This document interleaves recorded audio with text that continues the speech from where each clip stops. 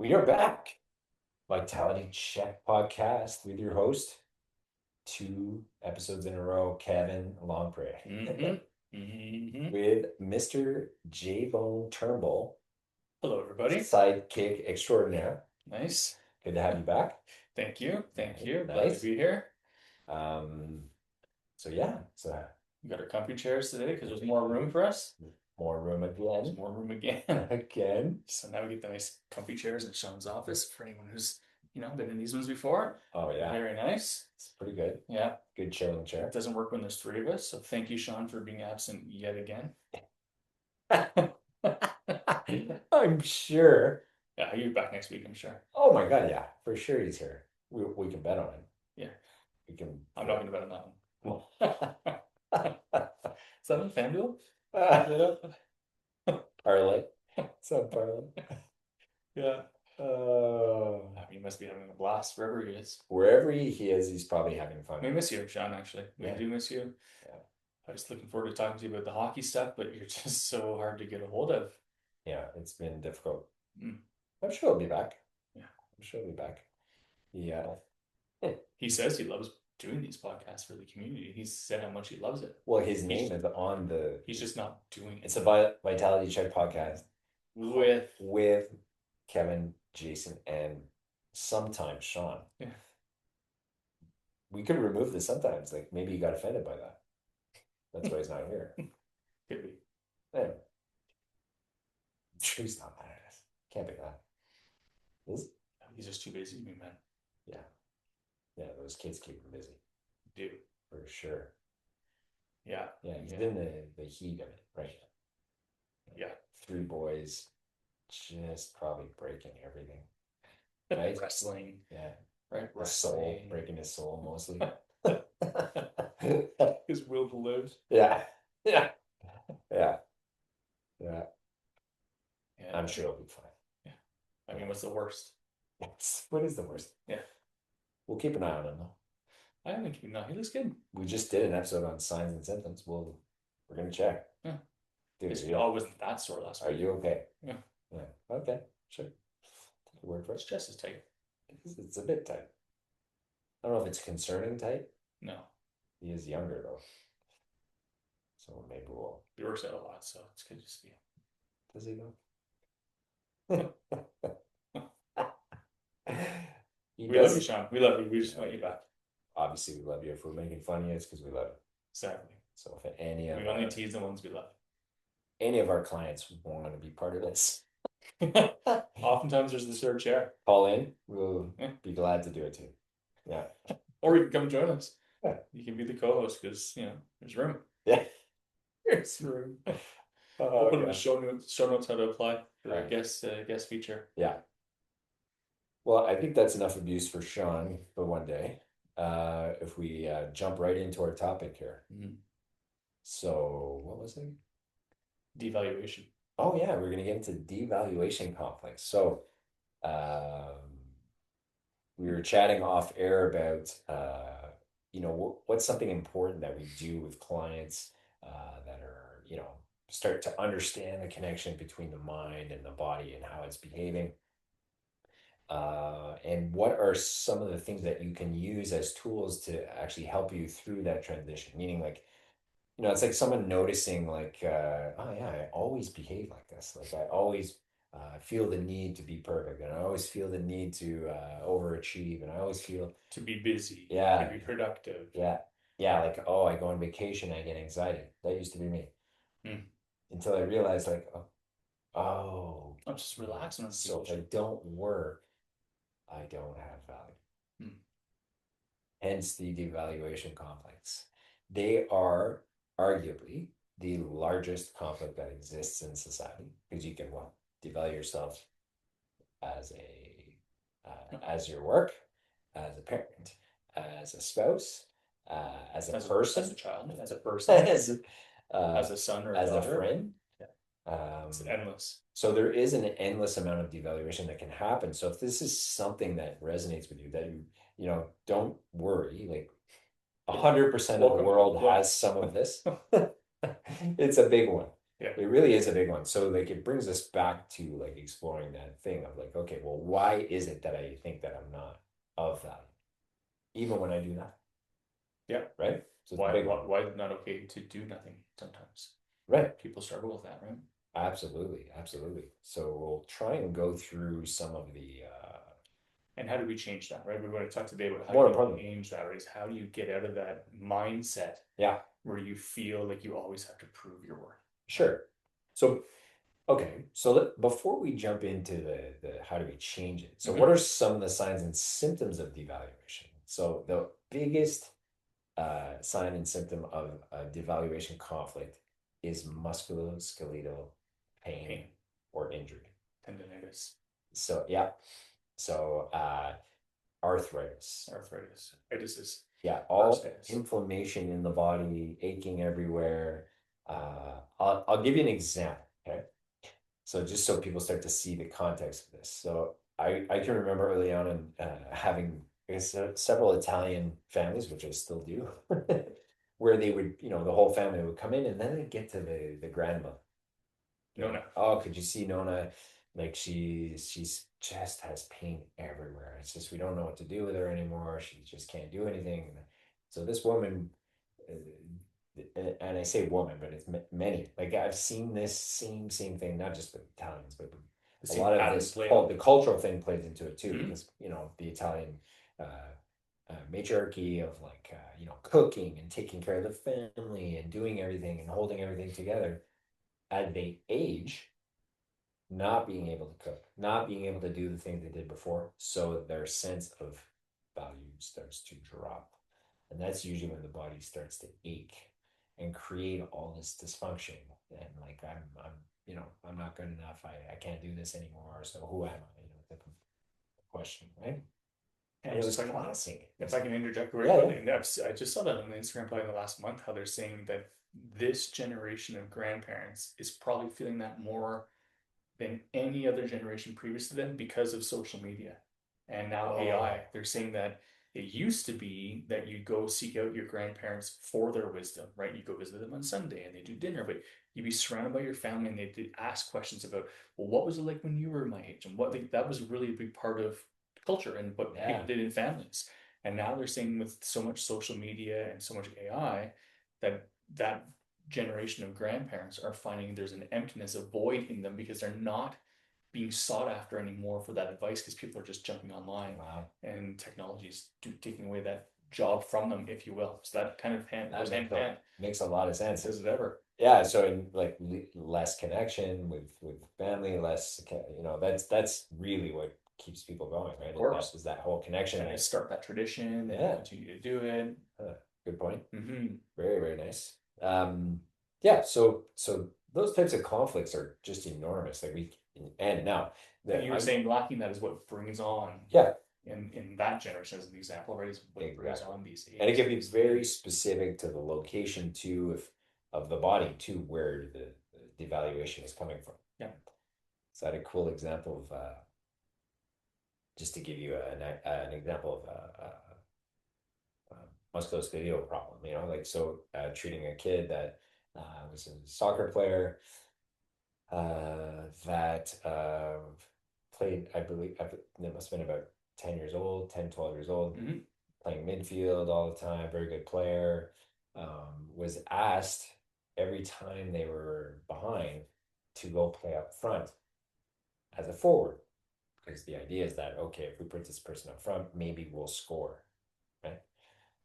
So this kid took it upon himself to put all the pressure of the Team. whole win on themselves, like that if I don't score, we're not going to win. And so what happened? Repeated ankle sprains. Every time that kid would go play up front, they would sprain their ankle. Never when they played midfield, just when they went up front. Different feeling. So as speaking to the to the athlete, it was talking like, well, what are you thinking when you go play up front? So, oh, well, it's just I almost dread it because I know like, okay, if I don't make it happen, we're not going to win. Okay, but you realize that you're not the only player on the team, right? Yeah. So it was through that kind of realization and that kind of resolution that they realized, like, okay, I just have to try my hardest, and if we win, we win. If we don't, great. Life goes on. Yeah, it's Because like you're 11. you are 11. Yeah. So yeah, it was interesting. Like you can have such a variety of dysfunction that happens due to these types of like conflicts, and I'm sure you've had a ton that you can think of. Yeah, yeah, but they're all, or yes, and they'll say, or it's always on the same side. I get Same my side. left head, my left shoulder, or my Yeah. right. So always there's, I mean, it's, like you said, it's probably the number one thing that will come into our office is just these flare ups that oftentimes have, like you said, Yeah. there's a backstory. Yeah, and if people pay attention to kind of what's going on in their life, they'll start to notice like the pattern of like, oh yeah, it's true. When this goes bad, I always get pain here. So that's usually when you start to put two and two together that, okay, all right, so there is something to do with this thematic or this mechanism that I keep getting stuck in. So like, how do I resolve? Well, the key for so many people too, I find, is because not everyone's like that, is they don't, some people just don't put any thought into it. Well, it just happened because it happened, but they don't Right. take the time to reflect and think, well, especially in instances too, where it's like, well, it can be both ways. I shouldn't say it like that, but some things just, it's a macro event, right? One event that causes it, but that can still have an underlying reason thereby, or whatever their mindset was when the injury occurred can play a big role too. But otherwise, it's just like, if it just starts for no reason, then like we said kind of in the previous podcast before, like think about it. Usually there's warning signs beforehand. Mm-hmm. There's like, before that pain comes out, you've noticed some sort of change, right? A change Yeah. in functioning, a change in mobility, a change in digestion, a change in whatever, wherever it comes out. Usually there's these little kind of lights that go on Yeah. that are trying to show you before the pain shows up that, you're not really humming along Something's happening here. like without, yeah, some restriction. Yeah. Yeah, Yeah, it's that's like, huge. and that those changes are the body's adaptation to what you're perceiving. Right? Like it's trying to adapt itself to what you think is happening. Yeah, to your external environment, your Yeah, internal environment, to all of it. that's right. And you're getting the result of that. That's how you're living. And it's interesting, like the devaluation thing is so much discomfort physically because it's like your body telling you know, you It's not where you're supposed to be. well, number one, the biggest thing that every human is number one priority is to value who you are, right? Yeah. Right. So like when you think you're bad, when you think you're for whatever reason, Yep. you've been convinced of that because of the way you grew up, you've been convinced of that because of life circumstance. You know, I had someone just today like talking about how they stepped out of the victimization role they were in early in life and more of the taking responsibility role that they now understand more. Like Yes. that. Okay, before I used to just make excuses about like, well, life's unfair, it always happens to me, and It's a nice shift. well, so imagine someone like what we could do to give this context is we've talked about Dr. Hawkins' scale of consciousness before, right? Yep. So going from 0 to 1,000, and basically he basically scaled the frequency of going from like emotions of like shame and anger and jealousy and all these Rage. low vibrational feelings or emotions that we have to higher ones of like acceptance and understanding and love. Joy, Yeah. love, peace. So when we look at that scale, which we could share in the show notes, Great. that would be cool. I'll definitely make note of that. Uh, you start to see like how you fluctuate on a daily basis, perhaps in this scale. So when you realize like, oh my God, okay, it's just because today I experienced this emotion that I feel so heavy and so uncomfortable and so this. So then if I shift into another one, I'll feel different. So you start to realize like you have such an impact on how you're going to feel. Not You're not so much of a victim of circumstance or a victim of the external environment. And you can start to see how that can shift, not based on necessarily always physical things. It could be, Right. you could You could be walking in the street and there's a newborn baby in a carriage and go down and you could, see the baby or hold the baby or whatever, and that alone will bring you up into a Yeah. different resonance. You haven't done anything really drastically different in your day, but it exposes yourself to a different frequency, to a different wavelength, and Right. you can feel that change in your body. Or conversely, I've used this example before.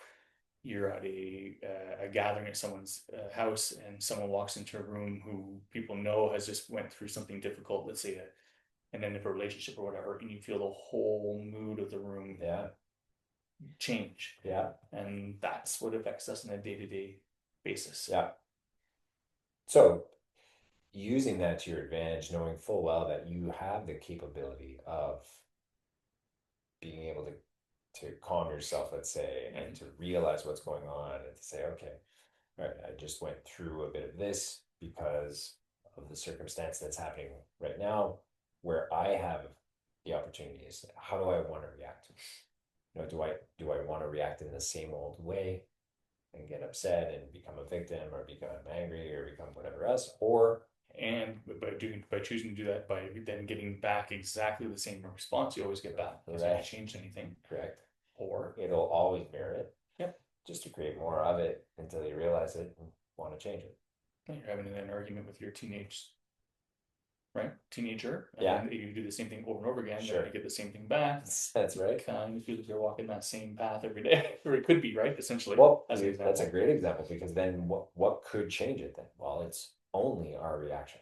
What energy are you bringing into it? Yeah, how you address it. Yeah, so and I think that's a great way to look at things and to start taking responsibility too for what we're bringing to the situation. Mm-hmm. Like when people say, yeah, but you know what, I tried to change the what I said and blah blah blah. I said that's great. I go, now we just got to get your body to believe. So because you know people could say things, but deep down their belief system is still the old one. So if they don't work on like changing the belief system and truly coming in with better intention, it's going to be the same old thing. It's like you have two conflicting ideas. Like you're saying one thing and your body's thinking another. Like that never creates the vibration that you want to have. It's like oil and water. That's right. So I think that's where the what do we do to practice this is, well, you got to practice feeling it for real. Like, so that's when you can do things like meditation or just reflection and calm yourself down in order to, and changing the situation perhaps to feel the thing that you want to start to shift to. Yeah, feeling that before it's even happened. Yeah, yeah, yeah. Convincing your body because your body has no idea whether you're thinking it, whether it's happening for real. Well, that's the fascinating thing about that. You extrapolate that. That's exactly right. Your body Yeah, internally does not know whether we're truly experiencing something in the real world, yeah. or if you're simply just envisioning it.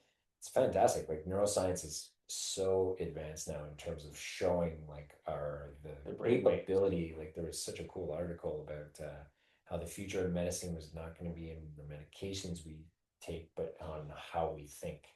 It's crazy. So like the changing your perception and changing how we feel in particular. Changes your reality. It changes the reality. It changes your whole vibration. Like that's when you start to change like all these like neural networks in the body, in the brain, to release different neuropeptides that are going to actually have a different effect on how you feel and how things are integrating in the body, right? So, uh, and when it comes to healing, this is the whole purpose of why we're talking about this too. Is in order to heal, we have to at some point look at these mechanisms that create density in our body. So that's when what are the signs that maybe something's ready to work on? Usually when things start to intensify. You have the same situation that keeps happening over and over again, and it's like frustrating, and it's this and it's that. That's probably life putting it in your face for you to deal with it. Mm-hmm.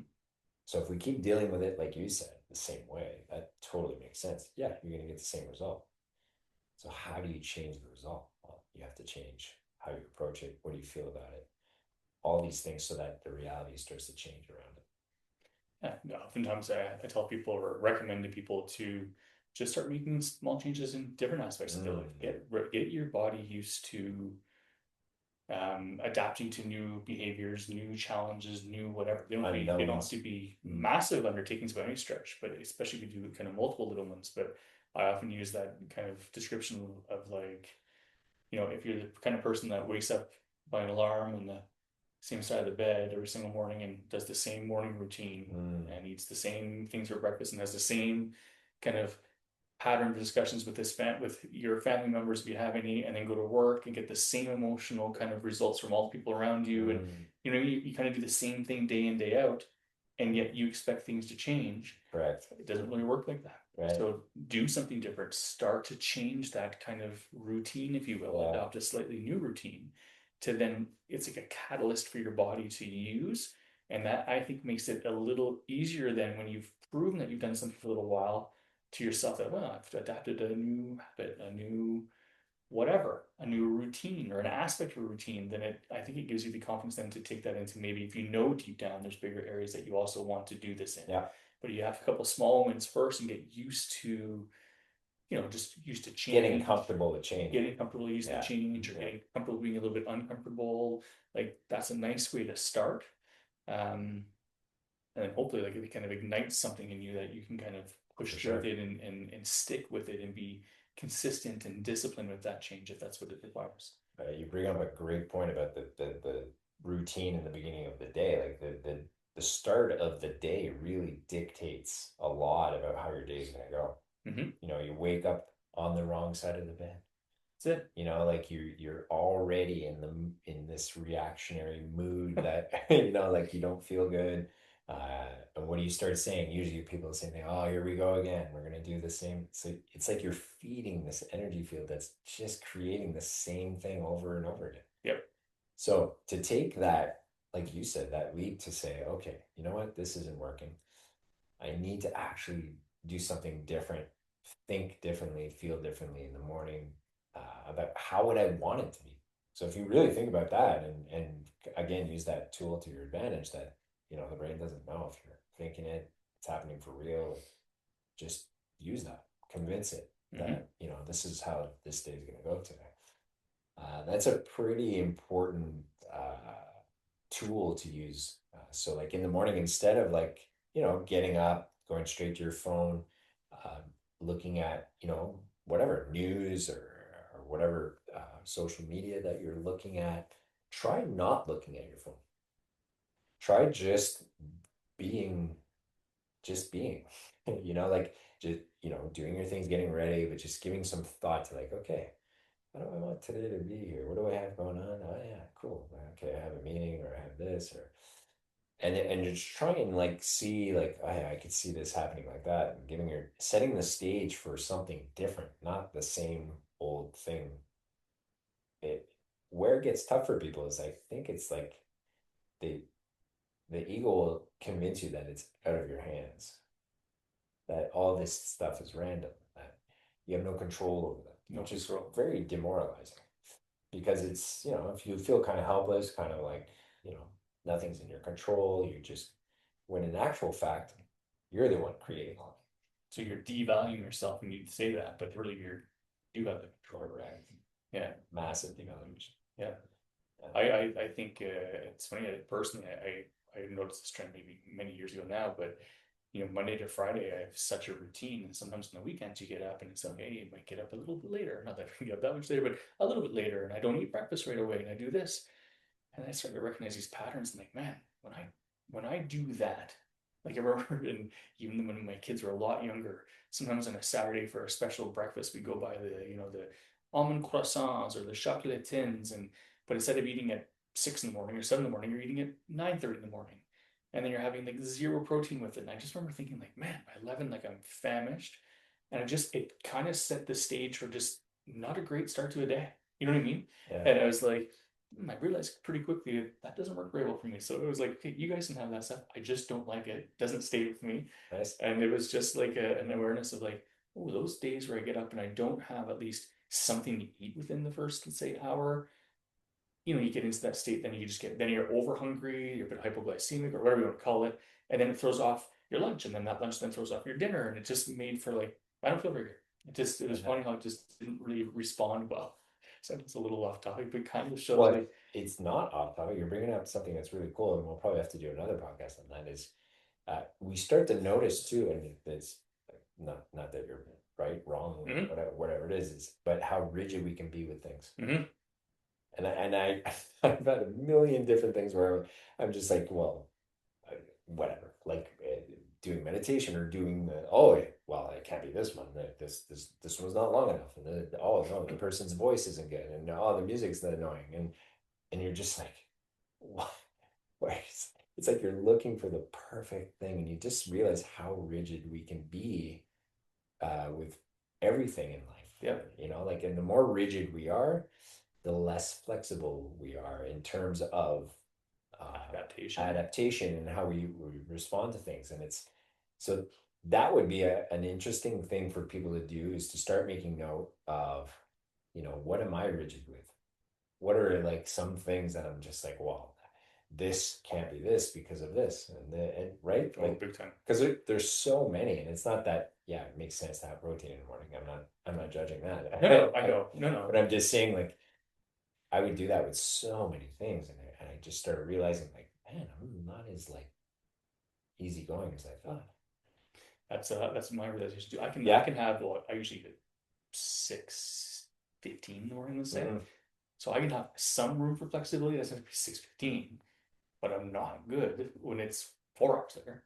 Mm-hmm. I'm not good at 10:15. It's got it, you know what I mean? So I've allowed some adaptation in the role, but I know that if I get up and we start doing, I'm going to go for a walk first. I'm like, well, I'm going to eat something first, because it just makes, I don't know, it just makes, I'm a better person when I have those ducks in a row to a certain extent, but it's well, because it probably also brings comfort, right? It brings comfort, and it probably comes down to, honestly, it's funny to sit here, but it's like, on the weekends we're doing like a psych of the it's like the same thing. So it's like, I know on the weekends it is our chance to do, let's say, certain things around the house. So if I don't do that and your eating's all off, and then I've got stuff I've got to get done, whether it's in the summertime of mowing the lawn or doing whatever you have to do outside, it kind of throws that off. And maybe if I extrapolate that, seeing self-worth or maybe it's just maybe thinking, oh man, I'm gonna get that done. I don't know, I guess, is it self-worth? You know what I'm saying? I don't know if it's going back to that devaluation, but there's an expectation. Like, I gotta get this done. Oh, it shows that it's raining tomorrow. I kind of have to get that done. It definitely throws off your. Or else what? Yeah, I know, exactly. Or else what? But I love that you're talking like this, because that's a question that comes out of my head all the time. Okay, what to do? Because I totally get what you're saying. Like, I've had that a million times. Oh, yeah, I'm gonna finish this, and then once I get that done, then I'm gonna do it. Then I'm like, why am I? But that's why I do that too. I go, okay, well, if it doesn't do that, yeah, let's calm down. Like, yeah, it's okay. Well, yeah, like I tell the kids, we are sitting on a globe that is spinning and revolving at Mach speed around the sun. Like, I think this is not a big deal. Exactly. I used to say that when I first was living in Rockville, house, and I was like, well, I tell my patients there, I'm like, oh, I really hope it doesn't rain tomorrow on Wednesday. They're like, well, why is that? I'm like, well, if it rains tomorrow, I can't cut my lawn. I'm like, okay, well, why don't you just cut it the day after? I'm like, well, I play baseball Mondays, and I play golf Tuesdays and Thursdays in the men's league, and Fridays I go to Montreal to see my girlfriend, who's now my wife. So it's not until next Wednesday I can cut it again. They laugh, and I said, my neighbor's gonna hate me. Right, because I'm the new one in the street that's got this unkept lawn. They laugh. They're like, what? Some people could take it pretty seriously with that. 100%. You really could. Well, everyone got stuff like this for sure. So this example you're getting right now, we should do this more often. We'll auto treat ourselves on our podcast in front of everybody. Yeah, exactly. Air our laundry. Yeah, but it does give context to people on like the things we set for ourselves. So start asking yourself that, like, why is that so important to me? Like, am I doing this for the right reason? Yeah. Why am I doing am I doing it? Oh, is it because I needed to feel fulfilled about something? Do I need it to for that person to have a comment and say something? Like, if it's not really coming because of just you wanting to do it just out of pure, it has to resonate with you and what you want to do, and not from the approval of others. That's right. Not from a place of lack. Yeah. Well, easier said than done. I think we we dropped the hammer on this one. Yeah, I think there's going to be a follow-up on that one. Well, we'll definitely have a follow-up on that one. It's fun to do these conflicts. There's so many different ones, but this is probably the most important one that we could probably do even more. Another episode or two or three on devaluation altogether. Well, and hopefully that's the trigger for people listening is that if you are experiencing that, you're getting Yeah. some tendinitises or any kind of itises in your body, musculoskeletal pain, take the time. I tell my kids all the time, get off your phone so you can to be bored, so you can have some inner dialogue with yourself and really listen to what's going on and try that and see if you can kind of decipher, oh yeah, there's a few things underlying that are not attended to that perhaps if they're playing a role because they've been festering over months, then I think some self-reflection can go a very long way in looking at that. Absolutely. Beautiful. Awesome. Well, great time as always. Yes. Hopefully we'll see Sean soon. I mean, we miss him. It's just because we miss him. Okay, so thanks everyone. We will see you next week and take care. Take care, guys. Bye.